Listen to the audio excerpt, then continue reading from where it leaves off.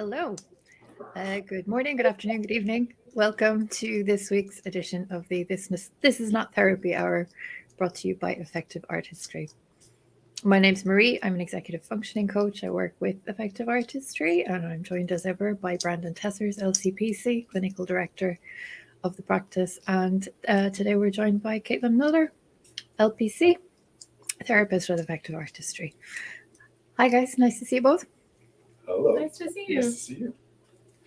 I'm just going to make sure I've got the chat box up. If anybody is joining us in the chat, feel free to add your comments and questions, and I'll read them out to Brandon and Caitlin as we go through the episode. This is not therapy, as Brandon always says, for so many reasons. But it's a chance to have an open conversation with Brandon and today Caitlin about a topic of your choice. Sometimes we pick a topic, so we have something to start with. But if you pop into the chat and you have any questions or comments and you'd like to ask questions about something other than what we're talking about, feel free. We'll go in whatever direction you want to go with. How are you all doing today? Good. I just realized that I didn't change the name and I don't know how to change it. So we'll figure that out for next time. It next says time. Brandon Tessers, but Yeah. I can be Tessers and you can be Brandon. that's great. Okay. I'll roll with that. No, good. How are you, Marie? I'm all right, thank you. Yeah, I'm going on holiday this week, so I'm a little bit giddy and excited. I'm looking forward to catching some sun. Oh, you're going on holiday? Yeah, Where are you going? Portugal. I've never been before, so Oh my gosh. That's so very excited to get some sun. Yeah. Wow. So just a week. But yeah, really looking forward to it. Mm-hmm. What else has been happening? Not much else. Just frantically trying to tidy up the house and make sure the place is presentable for the cat sitter who's going to be here while I'm away. Yeah. So, we haven't got a set of questions for this week's topic, but I wanted to maybe chat a little bit about the language we use around personality disorders and the medical model based on a piece of research you shared this week with us, Brandon, that I think was intriguing, to put it diplomatically. And it covered a topic that I see used a lot on social media, or a word that I see used a lot on social media, and it can be interpreted in a bunch of different ways. So it'd be nice to get your interpretation of it today. Yeah. And that word. I don't actually know what that research was. I didn't read the full article. We in our G chat, our chat client, whatever, we have a room called research, which is sometimes I put things there that look intriguing to me, but I can't read at the time, so that I'll read them later. Sometimes I put things there because I think they're interesting and valuable for other people to read. Sometimes I put things there because I think it's interesting and valuable for people to see that this is the way that other people talk about things. Yeah. Yes. I think that one was kind of more of that latter, the way. Yeah, it felt more like an antagonist. Just more, like we talk about all the time, language matters, and we want to be aware of the language we're using, but that involves being aware of how people generally interpret the language, right? Mm-hmm. That narcissism, which is what that particular article was on, that term means something different to me than I think it means to most people. So I'm not going to go around using it the way that I mean it, because I know that people will likely interpret it. So it's good to be aware, and it's not about right or wrong. It's just about the different ways that these words and terms are used. These are different perspectives that people have, not bad ones per se, even though, like in this case, it is different than my perspective. Mm-hmm. But value to it, or it wouldn't exist. Somebody has found some value in it. Mm-hmm. A lot of people. So that was the thing that jumped out at me, is that it was an article based on a study that was conducted in Italy about the links between narcissism and maladaptive daydreaming. But some of the traits that were described could equally be applied to a diagnosis of autism. And that's what I found intriguing, that these seemingly very different diagnoses or views. I think that's what I said. It depends on who's observing the behavior. You could call it autistic behavior. You could call it narcissistic behavior, depending on who's doing the diagnosing or who's doing the observing. Yeah, and I feel like the effect on the person who's getting the label is so profoundly different to say you're a grandiose or vulnerable narcissist versus you seem autistic. Seems like just a slight difference in societal implications. So Sure. Honestly, I think something interesting about autism to me, the term, right? Most of us have heard that term so much that we don't think about it as like the way we think of newly constructed language. Mm-hmm. But the root of it, etymologically, aut, A-U-T, is the same as like autobiography or automobile, self. Autism means a person who is by themselves, right? That they are in their own world, which etymologically speaking, very similar to what we mean by narcissism, a person who is focused on or in love with themselves. So yeah, those two in particular, there's a lot of interesting overlaps in the ways that people conceptualize it and just the different connotations with different language. But I like that you mentioned personality disorders in general, because I like to talk about that category. And I guess I feel like from a colloquial perspective, people use narcissism versus autism as like you have some focusing characteristics and you're autistic and you don't harm others. But if you have self-focusing characteristics and you're narcissistic, then you do harm others, and that makes you a bad person, essentially. Well, I think there's a lot of truth to that, especially the way people tend to use it. But part of the reason I shared that article in particular is because it was talking about what they call grandiose narcissism as well as vulnerable narcissism. Yeah. Which, if people are not aware, I wasn't aware of that terminology until I saw it in this article, that what they're talking about is the two different types. Grandiose narcissism is kind of narcissism classic, like what everyone would think of, an inflated sense of self-importance and like in the movies. Delusions of grandeur and etc. A focus on the pleasure and enjoyment of the self versus others and etc. Lack of empathy is a big one, which also gets thrown at autistic people. Where vulnerable narcissism, a lot of our neurodivergent watchers, listeners, whatever, I don't actually know what the proper term, viewers? I don't know. Would probably identify with. Vulnerable narcissism is described as having a hypersensitivity to the perception that others have of you, meaning you're worried that everyone thinks you're terrible in some way, or you're worried that people might have more negative opinions of you than you think, or that things will go poorly, or you're harming people even though you're not, or you're hyper. If you become aware that you've harmed someone, then it hits you in a much deeper way than it otherwise should or would. And that doesn't sound familiar to me at all. Every single person in collective artistry no, not at all. would qualify as a vulnerable narcissist. So I put it up because the joke to me was, the little joke I put up with it was, if you don't care enough about other people, you're a narcissist. But if you care too much about other people, you're a narcissist. Mm-hmm. So you got to care exactly the right amount about how other people think about things. And who gets to decide what exactly the right amount is? Right. Mm-hmm. Doesn't it theoretically shift from context to context? And, I don't know. The other joke I made was, it to me is a very glaring example of the kind of capitalist philosophy underlying the medical model of, how dare you think you are important? Like you think your needs and wants are important, your experience is important. No. Which I feel like is ironic, because to technically win at capitalism, you have to be a grandiose narcissist. By that definition, yeah.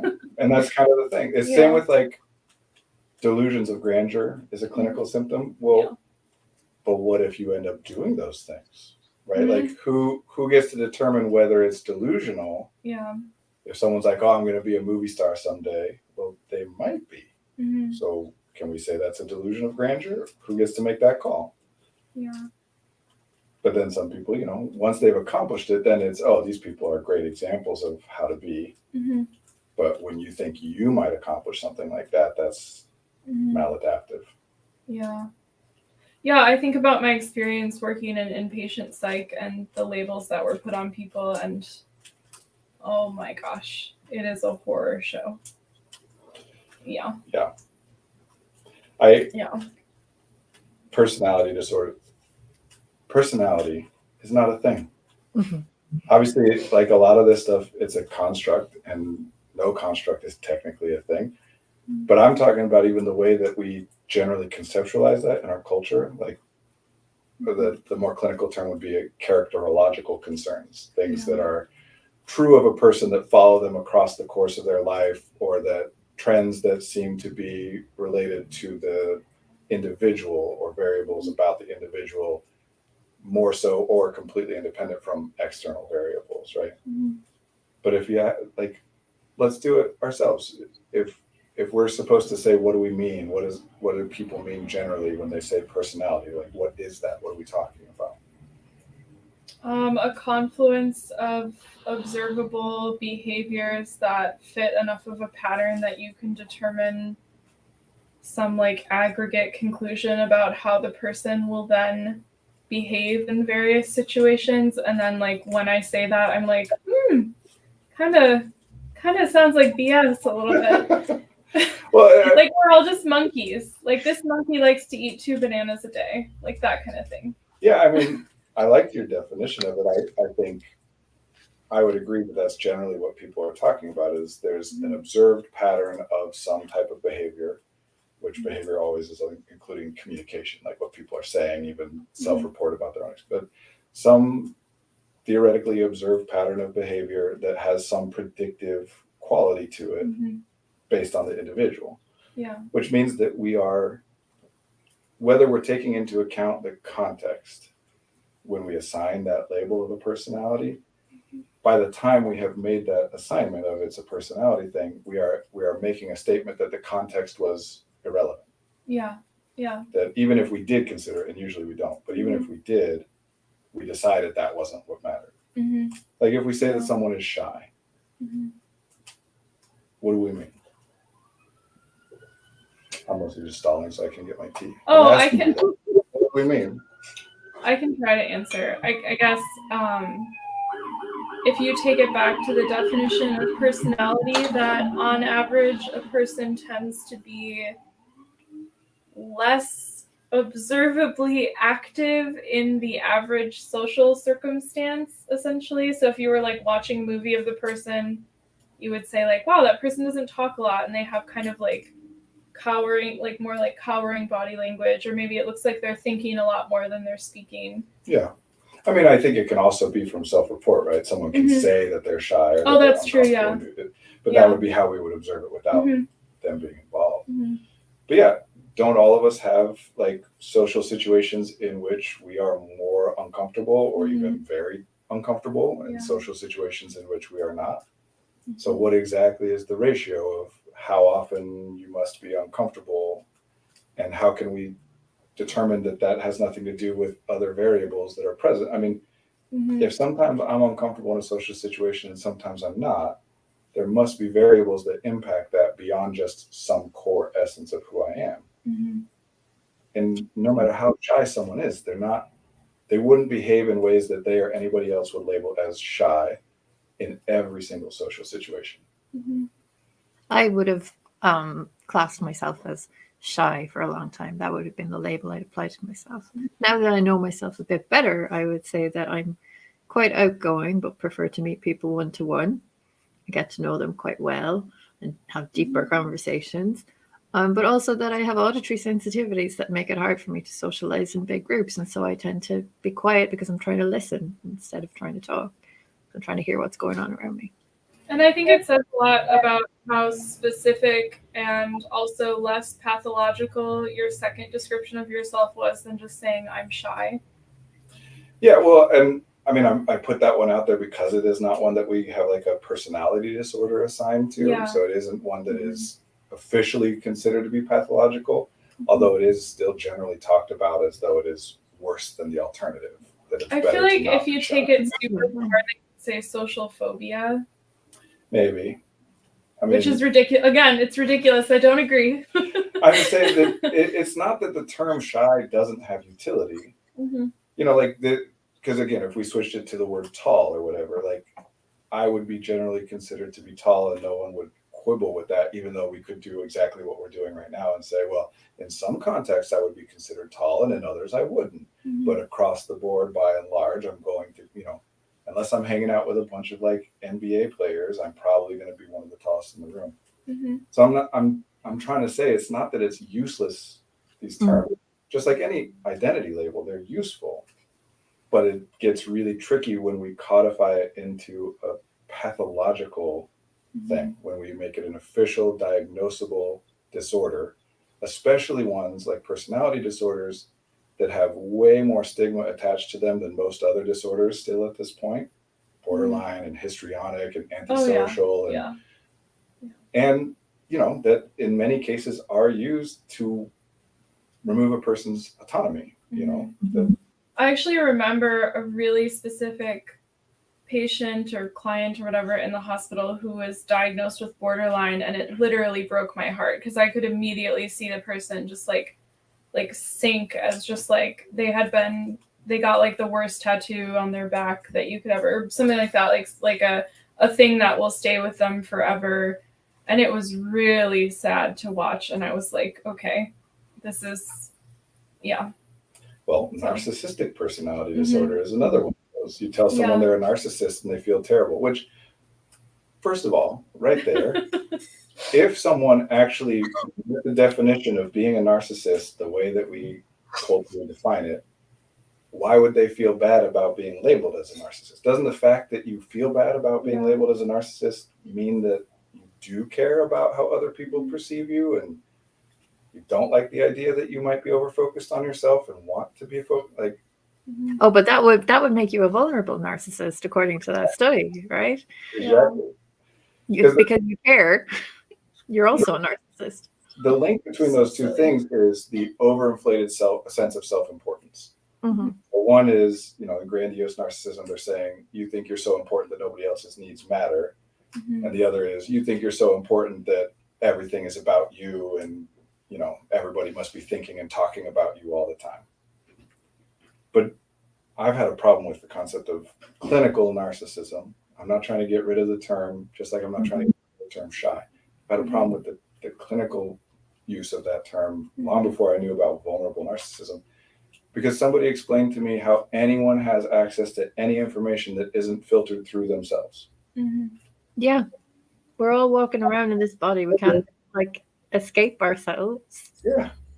If you think that anything you think or feel is, regardless of, it does some end around your personal perceptions, biases, whatever, then you're just wrong. And by labeling other people as, it's the same way as people who are saying, like, I'm not biased, other people are biased. It's not true. It just means that you're not paying attention to your biases anymore, and that you're likely to be defensive or dismissive when somebody else points out a bias of yours. You've identified it as a bad thing. And so you're keeping your distance from it. But what's bad about something that is universal and inevitable? Yes, everything you think, everything you feel, everything I do is all filtered through our prior experiences, our beliefs, our desires, our perceptions. There is no other option. Why would we pathologize that? And I'm getting kind of lost because I'm trying to think, what would be an appropriate social context for someone to label someone a narcissist. And I think what I've observed in my friends when they've talked about people that they believe are narcissists in their life, they're essentially just saying, this person has very deeply hurt me. And I'm wondering if we replaced that language, if it might actually be more powerful and specific than just saying, I read an article on Psychology Today or in the Huffington Post or whatever saying that if you're at 5 out of 8 characteristics, that means you're a narcissist. And I mean, again, everything has a value to someone somewhere, and the more popular and common something is, the more value it's had to more people, or the more disproportionately it's valuable to people who have the ability to make it widespread beyond its value to others. There's value to it. And yes, especially for, in our culture, women who are socialized in such a way that there's if anybody does something that I, the observer, doesn't like, then I don't like it and I don't like them to some degree, right? If you are a woman in our culture, the consequences of my not liking what you're doing and my not liking you to some degree are much worse, generally speaking. So a result of that, and it's not exclusive to women, but more prevalent, more socialized, women are incentivized to do this more, is to justify intellectually, reasonably, like logically be able to justify doing anything that they think someone else might not like. So in that sense, being able to call someone a narcissism is very useful to be able to justify, I'm leaving them, I'm giving up on them, I don't care about them anymore. I can justify it because they're a narcissist. It's a personality disorder. I don't have to be saying they're a bad person. I'm just saying they have a disorder, but either way, it's not going to change and I should stop. I don't have any reason to sit around and try and make it work anymore. Whatever. And I think sometimes it's not just, I feel like you just said something like, what was it? That it doesn't mean that they aren't a bad person. I feel like for some people it means that they're like an extra bad person. Sometimes, yeah. So like you're like the worst it gets. So, but yeah, I think that's interesting. So are you saying that like based off of the way women are socialized in society that they're less likely to do something that person A dislikes, so calling them a narcissist is a way to be like, I can leave this person because they're a narcissist. It's not just because they're a bad person. Yeah, women are socialized and incentivized to put up with crap longer than men are, and therefore the bar is higher. And again, we're talking generally, not for a specific individual. And of course, I would say this is not about biological sex or gender either. It's about people who are socialized as women, treated the way that we broadly treat women in this culture. But they need to be able to, there's more reason for them to more frequently need to be able to justify meeting that higher bar. In fact, men are socialized the opposite way. We're told to do things without justification. That if you need to explain yourself and think through, no, just you want it, take it, go for it, trust your gut, follow your instinct, act on impulse. There's a reason that all the things we're talking about tend to show up at or be diagnosed at different rates. I was just thinking that even grandiose and vulnerable narcissism, I feel like there's a gendered line there as well, that women are more likely to be diagnosed as vulnerable narcissists and men as grandiose, just because of the outward or the perception of the behavior. Yeah, I don't have any statistical evidence of that, but that would be my here's what I'd say. I think grandiose narcissism more closely matches with a stereotype of a certain type of man, and vulnerable narcissism matches a stereotype of a certain kind of woman. I would actually bet that in both cases women are diagnosed at a higher rate, though, because men again are supposed to care more about what they want than about what others want. We have a comment in the chat. Hi, thanks for being with us. It says there's a very good book by a philosophy professor called Assholes, a Theory, where he defines a-hole as allows himself to enjoy special advantages in social relations out of an entrenched sense of entitlement that immunizes him against the complaints of other people. Yeah, okay. First of all, allow themselves to enjoy is something that I would consider myself to be progressive in my philosophy generally. I'm pro eat the rich and whatnot. But I think an important distinction here is we're not trying to make things worse for the people who have it good. We're trying to make things better for the people who have it bad. And in particular with eat the rich, that it's not like we're trying to punish. I know a lot of people are trying to punish rich people. It's that we need resources in order to make things better. And those are the people who have the resources. So we need to get those resources somehow, not a moralistic sense of justice or whatever. So as a general thing, I want everyone to be allowed to enjoy whatever the heck they enjoy. Now, sometimes the things that you are enjoying cause harm to other people, and you want to be aware of that. And I want everyone to be open to and able to hear it, which is the last part of that definition there, where it's saying they don't hear it when other people are pointing out to them that what they're enjoying is causing some harm to someone else, which is a problem. The sense of entitlement is purely a logical deduction. How would we measure a sense of entitlement other than to say they are not listening when we say that what they're doing is bad and they should stop? Or there don't seem to be any social consequences to this person, this particular person getting away with whatever they're doing. Yeah, well, not just social, but any kind of consequences. Yeah. And I think that's what I was trying to get at before, is like that if you give someone feedback that they're harming you and then they continue to harm you, nevertheless, that is something that I guess we could call a problem. Yeah, but why does it need to be a characterological one? I don't think it needs to be. Well, I don't think you do. That's what I'm saying about the general statement about this. Of course, we want to pay attention to, I don't like what's happening, or what is happening is harmful to me, even though it's enjoyable to you, or what you're doing is harmful to me, whether you think it is or agree that it should be or not, or whatever. But to have to label somebody else in some across the board way, that makes the bar higher. Because what if I then look and say, well, they're not this way with everybody else, it's just with me. Yeah. And so I can't say they're a narcissist. It must be something about me. Like, who cares? It's what's happening. And B, if you treat narcissism as though it is a thing that people can have, or narcissists are a thing that people can be in some externally diagnosable way, guess who worries the most about whether they're being narcissistic? People who aren't. Yeah. Same with this. If you make it seem like that an asshole is a thing that a person can be in some way that they are unaware of, which is what that definition is, right? That they are, for some reason, because of a sense of entitlement, they are not hearing it. They're not aware of the fact that what they're doing is harmful to others. Guess who's going to spend most of their time worrying about whether or not they're an asshole? Yeah. These things are disproportionately harmful to the people that they are not describing. How many of us sit around and wonder, especially neurodivergent people, have spent a lot of time and energy in our lives sitting around and thinking, am I a good person or a bad person? Do I do the things that I do because I'm good, or because I think that's what a good person would do and I want to appear to be good, or, you know? And there are so many. Go ahead, Marie. Sorry.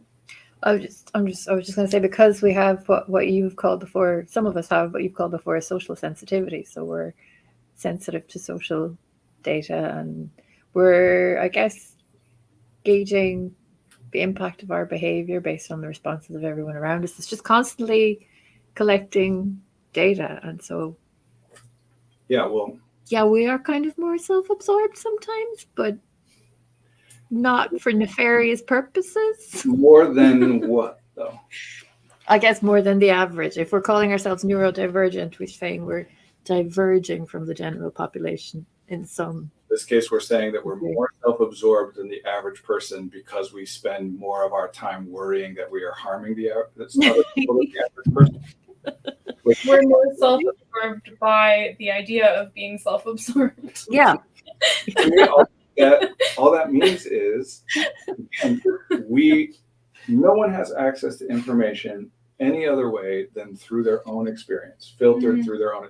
Other people telling me stuff is still interpreted through my experience. No one has access to information any other way. Some of us might be more aware of that limitation than others. Others might think that that the things that they think and the things that they know are true, not just their best understanding of what's true. Some of us might be more concerned about that limitation than others. Some people might say, yeah, that's how it is and who cares? And some of us might say, oh man, I wish that I knew more. Yeah. And in particular, especially with neurodivergent people, some of us might have different ideas about what the other people are experiencing, that we might think that, yeah, I only have access to information through my own experience, unlike normal people who actually know stuff in some other theoretical way.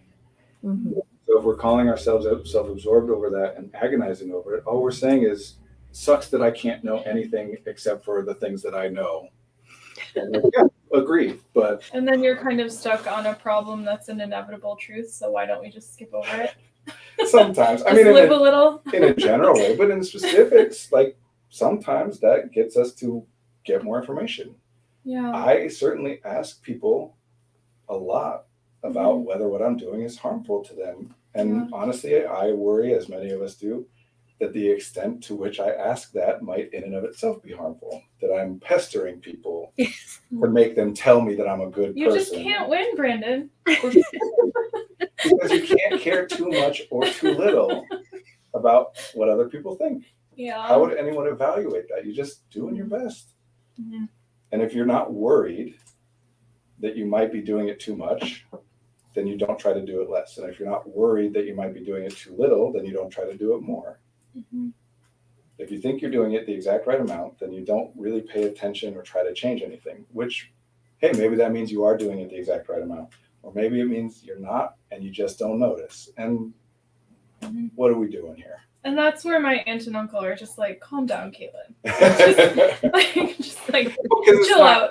It's not generally useful unless we contrive very specific circumstances like this here, where we have made it useful, the things that we are already thinking and discussing by sharing them and telling people about what we're discussing in a certain way, we're hoping to make it useful. I mean, a lot of therapy is that the things that I think and feel and the way in which I communicate, that's happening one way or the other. At least this way, maybe it's useful to somebody. Yeah.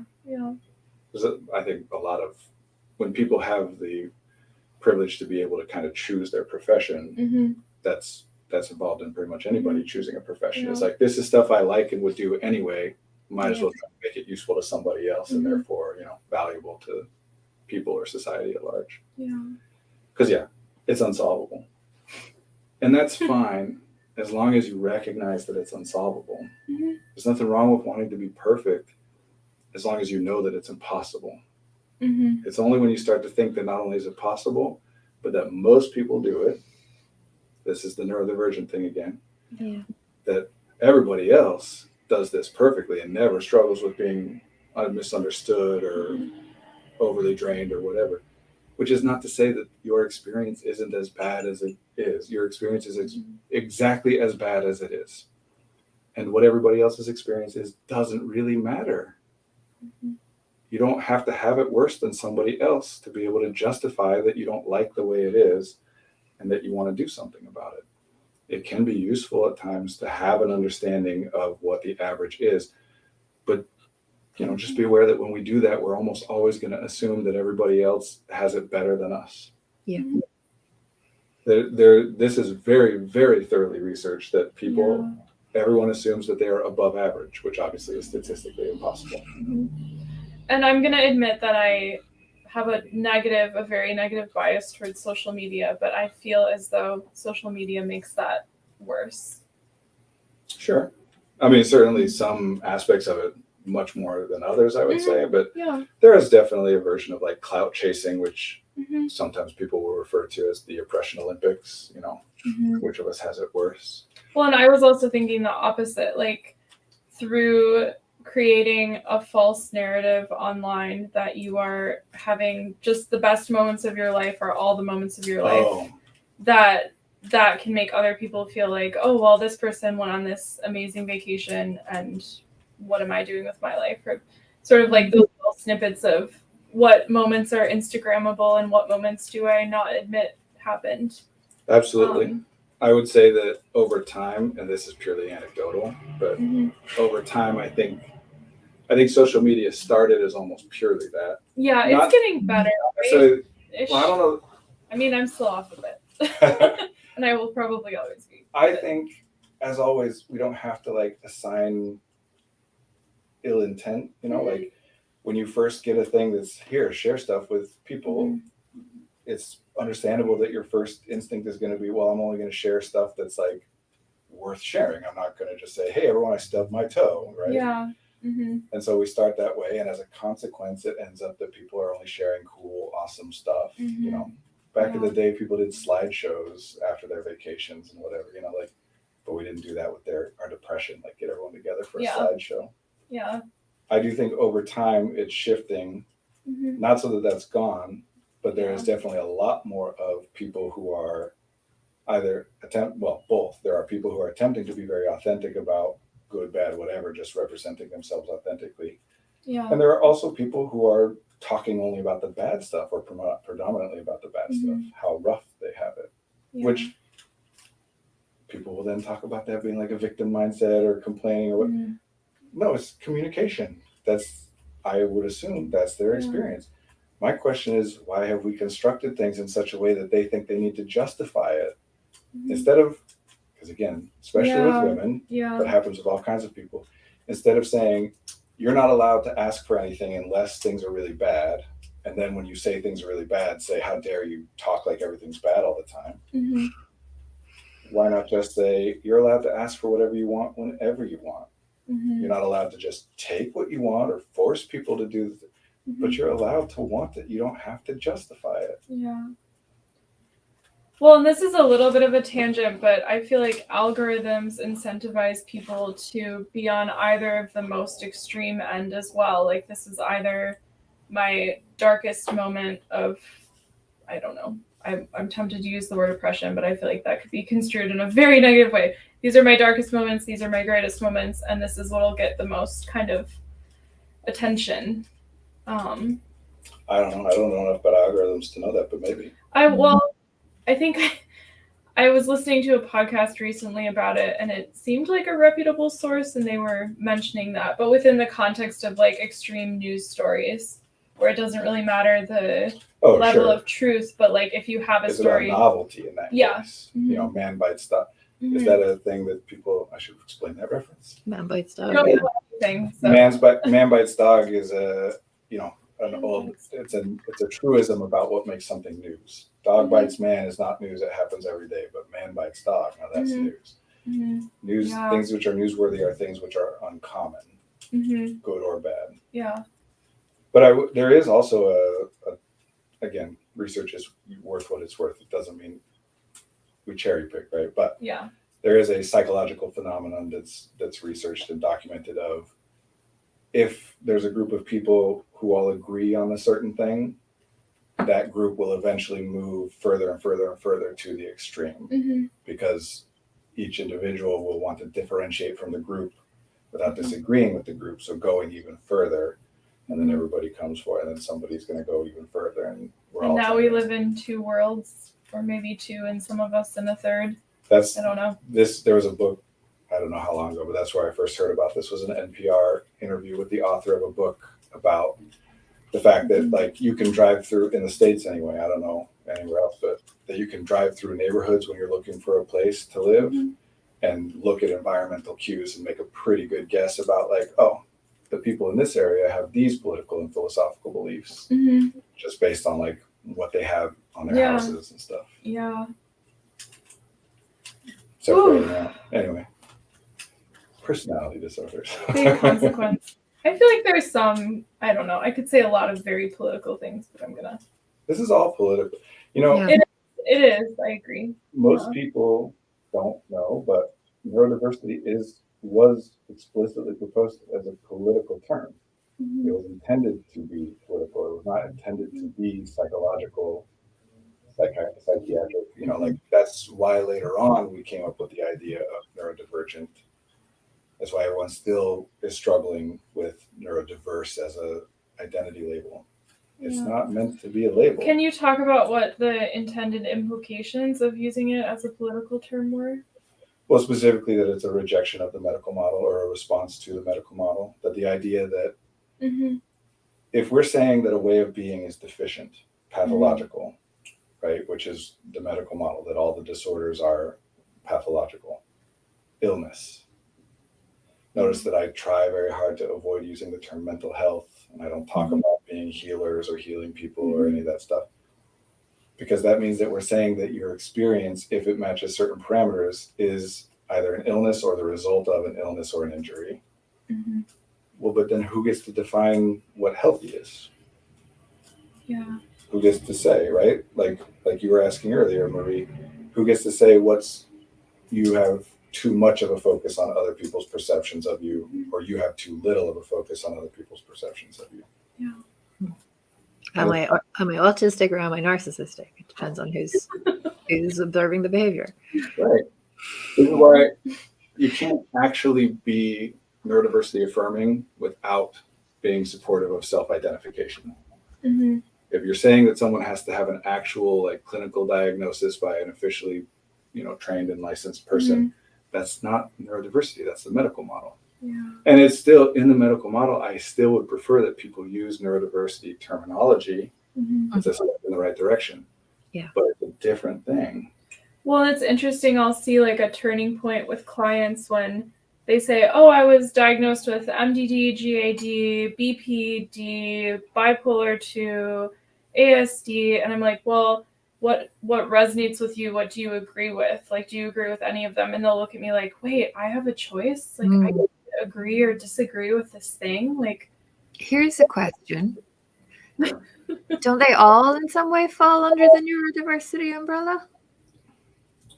I would say, yeah.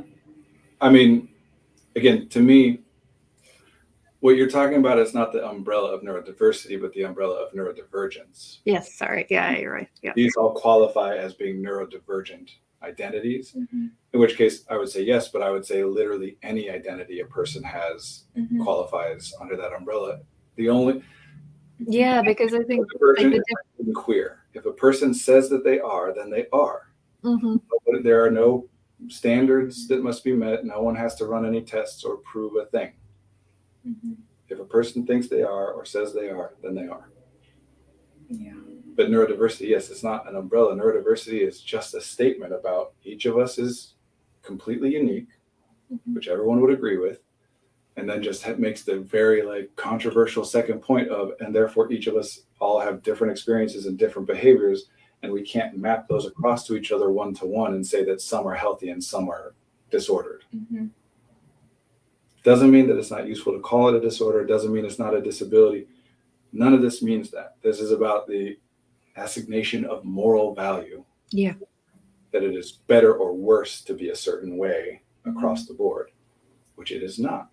Yes, autism and ADHD and all these other things are disabilities, and they're not all bad.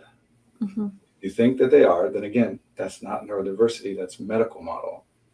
And you can say you're neurodiversity affirming all you want, but if you say, nope, in all ways it would be preferable to be allistic than to be autistic, that's just you calling it a deficit without using the word deficit. There must be situations and contexts in which it is disadvantageous and situations or contexts in which it is advantageous. Otherwise, it is a deficit if it's only ever bad.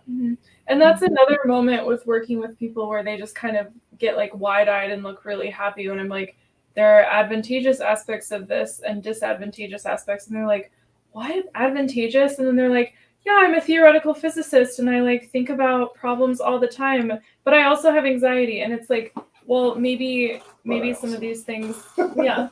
I just love that phrase, but I also, as though having anxiety is counter to being a theoretical physicist. Yeah, and then we'll talk about the process of what does a super anxious thought for you look like, and it looks very similar to oh yeah, I was thinking about this physics problem and it was just running through my head at night, that kind of thing.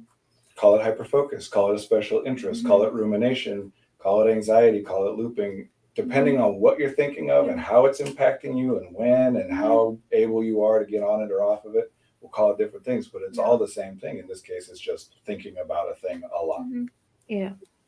And just to be clear, I'm not trying to erase people's distress that anxiety causes them. No, that's just to be the point of all of this is that you don't need any secondary source to tell you that it's okay to like or dislike something that you like or dislike. We are not trying to tell anyone that they should not dislike the things that they dislike. Yeah. What we're trying to say is you don't need anybody else's permission to like it or not like it. If you don't like it, there's things you can do, or maybe there's nothing you can, the specifics matter. Nobody's saying that this is, well, we are not saying anyway. Other people do say everything's a choice and you choose your attitude and whatever. No, I'm not saying that you can just change everything if you want to, or you're only suffering because you have the wrong mindset. That's some medical model nonsense. Yeah. We're trying to break that. If you like it, that's a good enough reason to like it. If you don't like it, that's a good enough reason not to like it. What you do about it is separate from whether or not you like it. We're just, as a society, very over-focused on the intellectual analysis of things, like why we call people narcissists when they're abusive, instead of just saying, know they're harming that person. Yeah. It doesn't matter whether they're a narcissist or not, Mm-hmm. unless it gives somebody permission to say, no, I don't care about them anymore. Well, and also sometimes I notice it gets people lost in the weeds. So, like, if someone is actively abusing them and they're like, is it narcissism? Are they a sociopath? Do they have BPD? Is this based off of their trauma? Is this a like learned behavior from the society they grew up in? And then it's like they're still getting abused, and it's like, what do we do about the actual harm this is literally causing? I've said before, the only question that matters is what do we do next? Mm-hmm. And all those other questions are useful questions Mm-hmm. as long as, or insofar as, they help us to answer that one. Yeah. Sometimes it's helpful when we're struggling with something and we're trying to think, what do I do? How do I resolve this? It can be very helpful to say, well, why is it happening? Maybe it's trauma. And if it is, Mm-hmm. then I would try X or Y and it might work, in which case, great. Yeah. But if I say maybe it's trauma and therefore I try X or Y and all the things I would try if it's trauma and none of them work, but I have identified, no, this is trauma, Mm-hmm. then I don't look at anything else. Then I just start saying, man, even the stuff that works for people who are traumatized doesn't work for me. Mm-hmm. We just get stuck sometimes. And again, that's not on any individual person. We're all being messaged stuff. Mm-hmm. Yeah. None of us exist in a vacuum.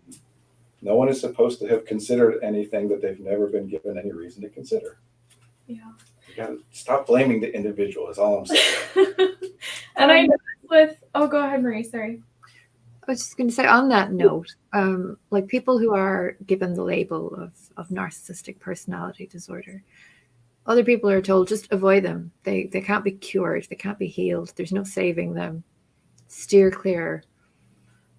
Like, how does that help anybody?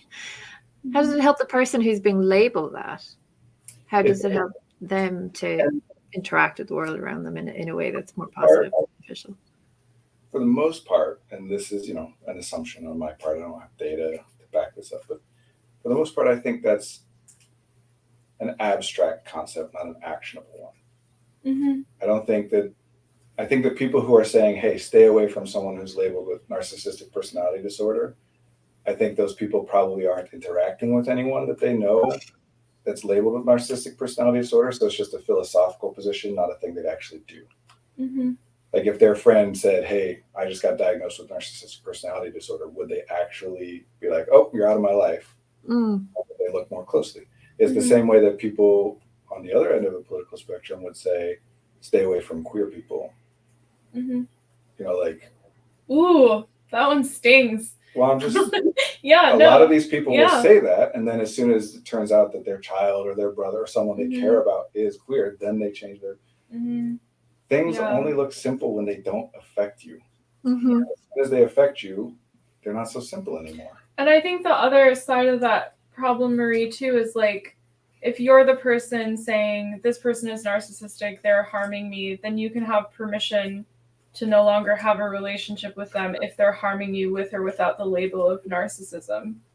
Because I feel like that's the other side of that coin. It's not exactly what you asked, but I think it relates to our conversation. So. Honestly, I really do think this stuff backfires more than it helps because it's a high bar. Then someone's got to be like, I got to make sure that they're a narcissist.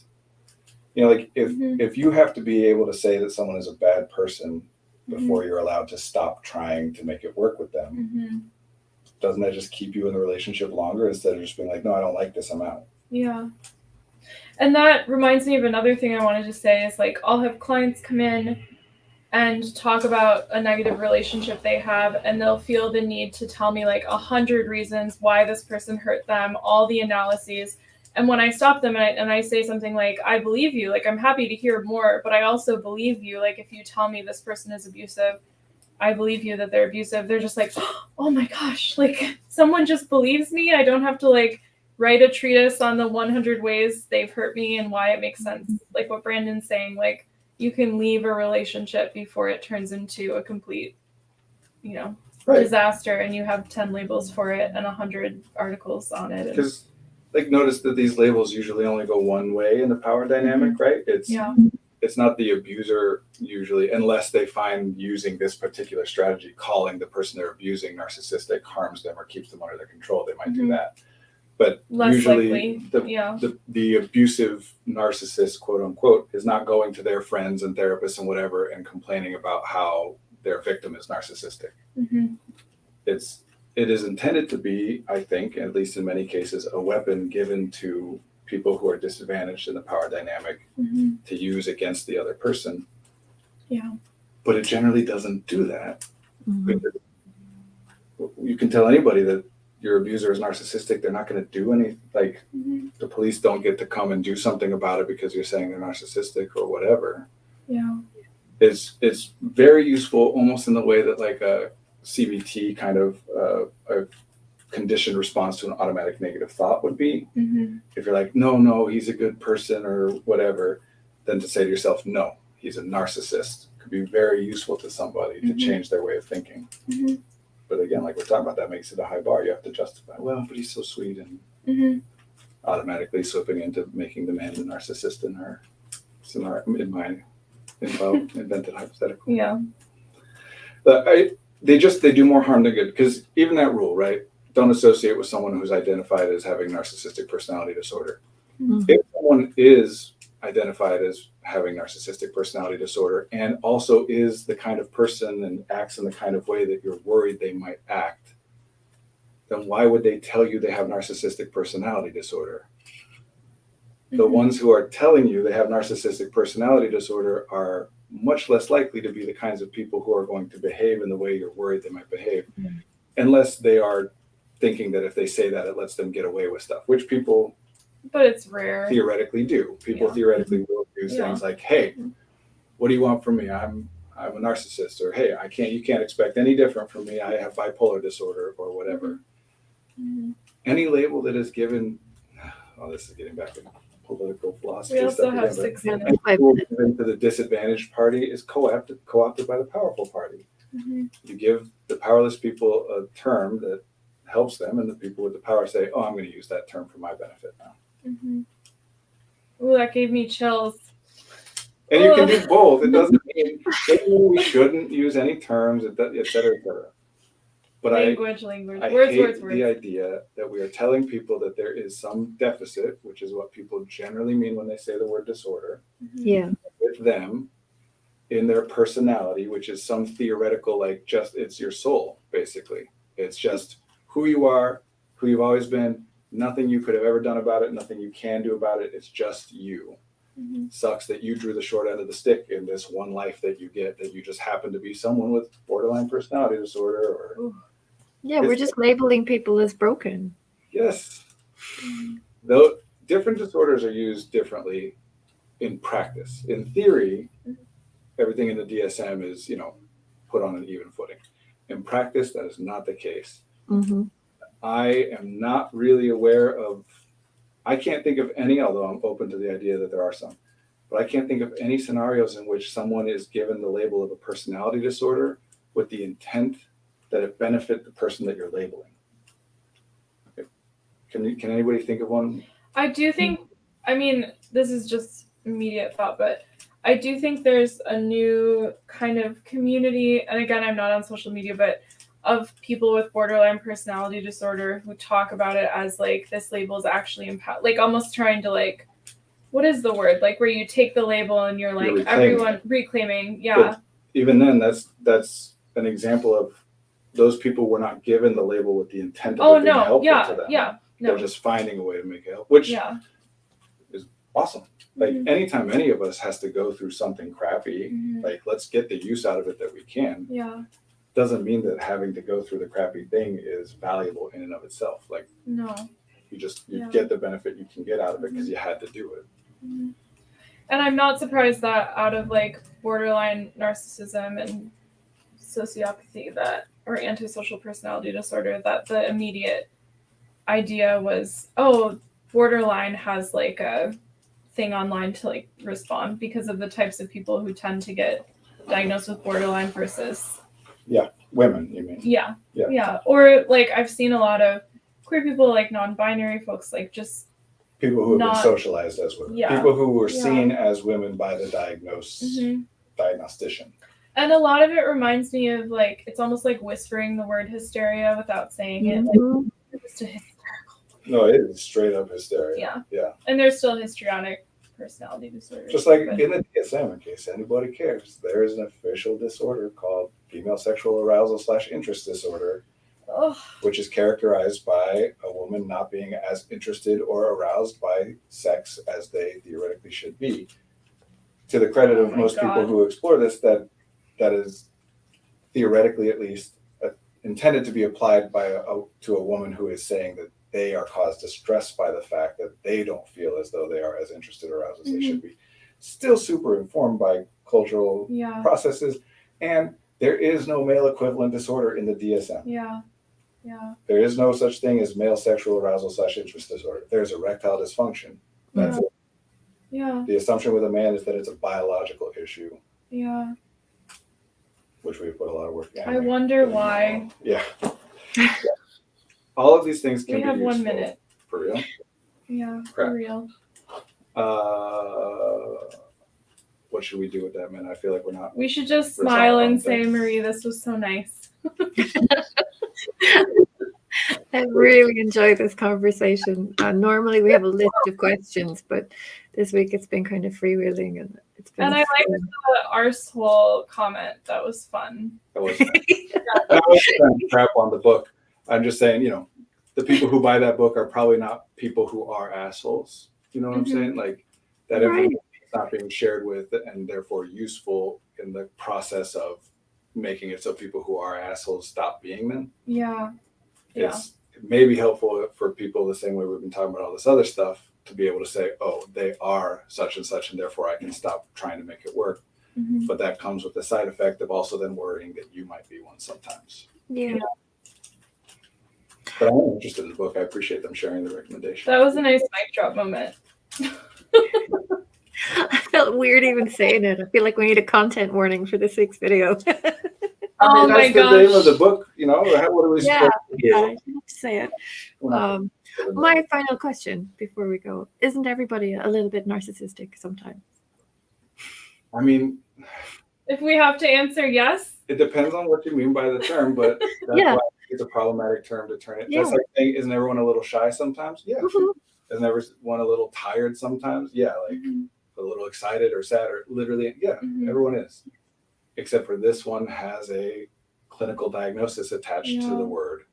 So then it gets real confusing. Honestly, I know we don't have time, but this is a lot of what's causing problems with the use of terminology like autism and ADHD and those things as well is we're using, like autism in particular, is a term that is getting used more and more to mean a thing that is separate from the meaning of autism spectrum disorder. Mhm. That the stuff that qualifies a person for a label of autism spectrum disorder falls under, it's a subset of what we mean by the word autism, in the same way that being an introvert falls into the subset of being shy, but is not the whole thing. Yeah. And this medical model nonsense, that's why I'm pushing against it so hard, it gets in the way, because then everyone's debating whether we can use the term autism because research shows blah, blah, blah. Well, the research is based on the medical model. Yeah. Because any autistic person involved in any research study on autism has to have been clinically diagnosed as autistic. There are no research studies where they're saying, we just get a vibe that this person's autistic. That's why we included them in the group. The two things do not go together. And I'll say, I know we need to get going, but I just thought this was interesting. There's a very strong correlation between people who are diagnosed with autism spectrum disorder and people whose fathers or grandfathers or uncles are engineers or university professors. So everyone can have fun thinking about that and what it might mean. And we'll talk about it next week, so you have to tune in again. It's necessary. Yeah, do join next week. Don't worry. Sorry, just a message in the chat apologizing for not censoring the word. No, it's fine. Oh no, It's fine. it was like one of my favorite moments. I really appreciate you sharing it with us. That's what we're not going to Yeah. censor the title of a book. If you had been calling one of us that, then Yeah, we censored it, but hopefully still said it because I would have wanted to know.